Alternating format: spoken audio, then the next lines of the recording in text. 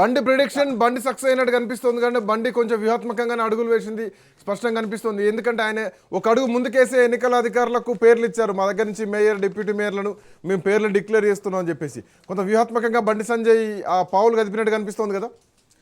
బండి వ్యూహాత్మకంగా పావులు కలిపాడు. అదేవిధంగా మాకు మ్యాజిక్ ఫిగర్ ఉంది, మాకు మ్యాజిక్ ఫిగర్ వచ్చింది, ఇండిపెండెంట్లు కూడా మాకు సపోర్ట్ చేశారు.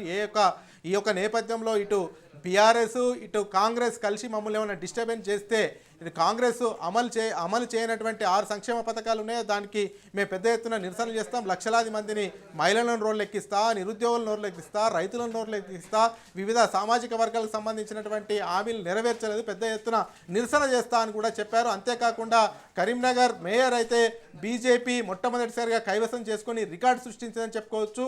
కమలంలో ఒక సునామీగా బండి సంజయ్ ముందున్నాడు. ఎందుకంటే కమలం పార్టీ నుంచి మొదటి నుంచి బండి సంజయ్ చెప్తా ఉన్నాడు, మేము ఎట్టి పరిస్థితుల్లో కరీంనగర్ మేయర్ను కైవసం చేసుకుంటామని మొదటి నుంచి బండి సంజయ్ చెప్పారు.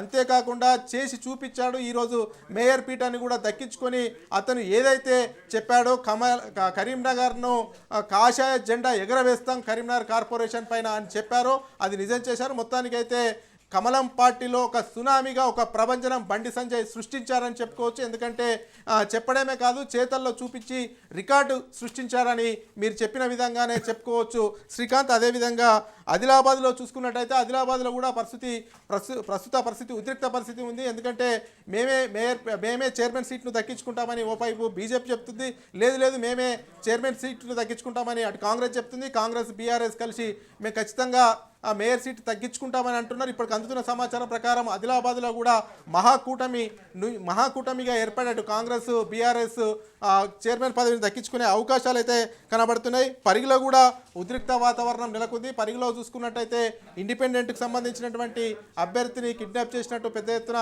వార్తలు వస్తున్నాయి. ఈ యొక్క నేపథ్యంలో అక్కమ్మ కూడా ఈరోజు ఇండిపెండెంట్కి గెలిచినటువంటి అక్కమ్మ కూడా ఈరోజు ఈ యొక్క మున్సిపల్ ఎన్నికల నేపథ్యంలో అక్కడికి చేరుకున్నారు. అక్కడ మరి కాసేపట్లో పరిగిలో ఏం జరగబోతుందని ఒక క్లారిటీ వచ్చే అవకాశం కనబడుతుంది.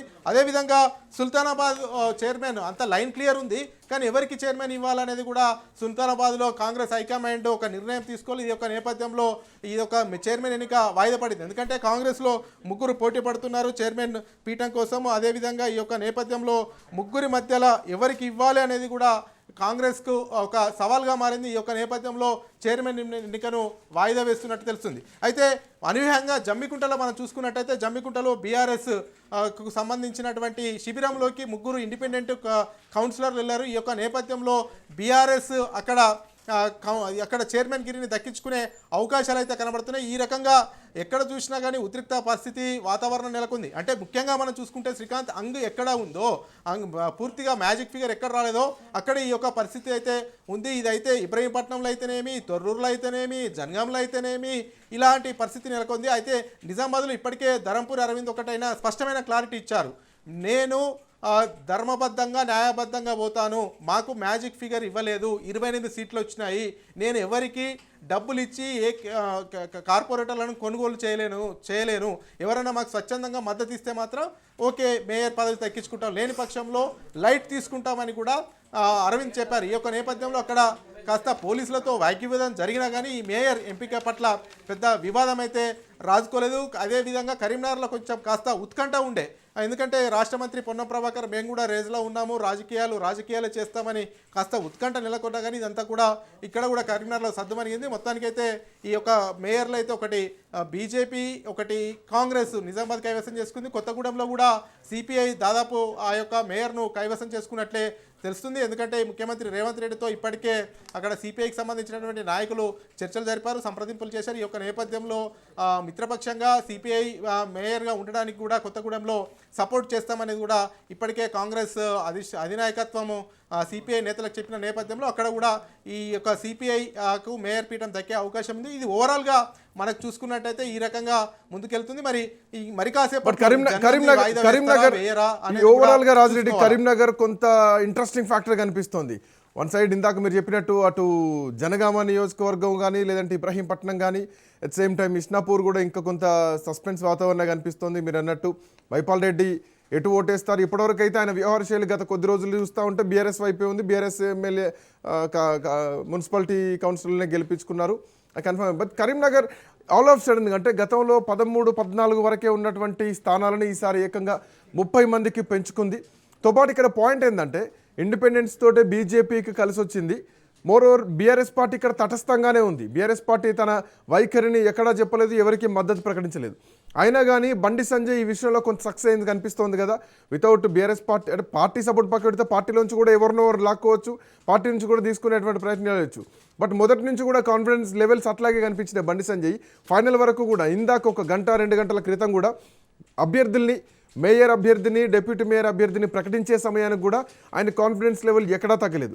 సో చాలా పకడ్బందీగా ఓవరాల్గా అంటే ముందు నుంచి ధీమాగానే ఉన్న స్పష్టంగా కనిపించింది కదా.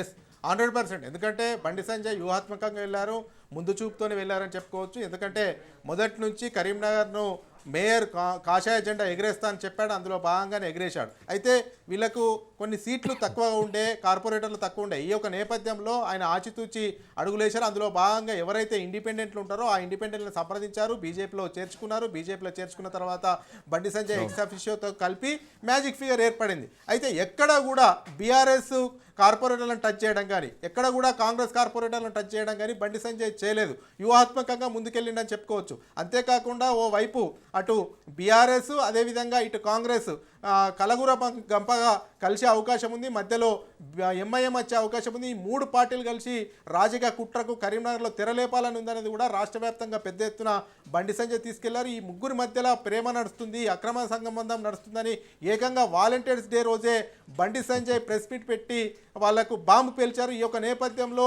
ఖచ్చితంగా అక్కడ అటు బీఆర్ఎస్ కాంగ్రెస్కు సపోర్ట్ చేస్తే ఇదంతా కూడా రాష్ట్ర వ్యాప్తంగా బండి సంజయ్ తీసుకెళ్తాడని పసిగట్టినటువంటి బీఆర్ఎస్ తటస్థంగా ఉంది. అదేవిధంగా కాంగ్రెస్ కూడా ఇప్పుడు మనము ఈ బీఆర్ఎస్ను ప్రెషర్ చేసిన ఎంఐఎంను ఎట్టి పరిస్థితుల్లో ఎంఐఎం అయితే కలుస్తుంది. బీఆర్ఎస్ను ప్రెషర్ చేసి అటు కాంగ్రెస్ సపోర్ట్ చేయించుకొని మేయర్ సీట్ దక్కించుకుంటే ఇదంతా కూడా ఒక కరీంనగర్ మేయర్ కోసం చూసుకుంటే ఇక్కడ ఉంది బండి సంజయ్. కాబట్టి బండి సంజయ్ పెద్ద ఎత్తున జనాల్లో ప్రాబల్యం కలిగినటువంటి నాయకుడు కాబట్టి ఖచ్చితంగా ఇది పెద్ద ఎత్తున రాష్ట్ర స్థాయిలో తీసుకెళ్తాడు. దీనివల్ల లాభం కన్నా నష్టం ఎక్కువ.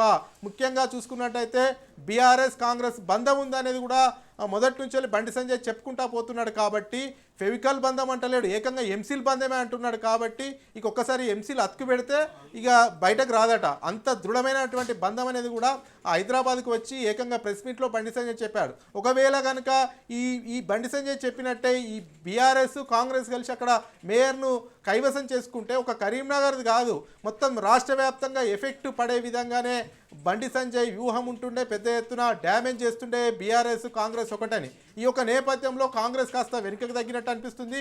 అదేవిధంగా బీఆర్ఎస్ కూడా ఇది కాంగ్రెస్కు సపోర్ట్ చేస్తే లాభం కన్నా నష్టమే ఎక్కువ, మనం కూడా కాంగ్రెస్తో కలిసే పని చేస్తున్నామనే దాన్ని ప్రొజెక్షన్ బీజేపీ చేస్తుంది. దానివల్ల బీఆర్ఎస్ కూడా నష్టమే జరుగుతుందని కూడా బీఆర్ఎస్ తటస్థంగా ఉంది. ఈ యొక్క నేపథ్యంలో వ్యూహాత్మకంగా ఆలోచన పరంగా అన్ని ఈ అడుగులు ముందుకు వేసి 1-2 సార్లు ఆలోచన చేసి ముందు చూపుతోని పక్కా ప్రణాళికతోని బండి సంజయ్ కరీంనగర్లో మేయర్ పీఠాన్ని దక్కించుకున్నారు. అందులో అనుమానమే లేదు.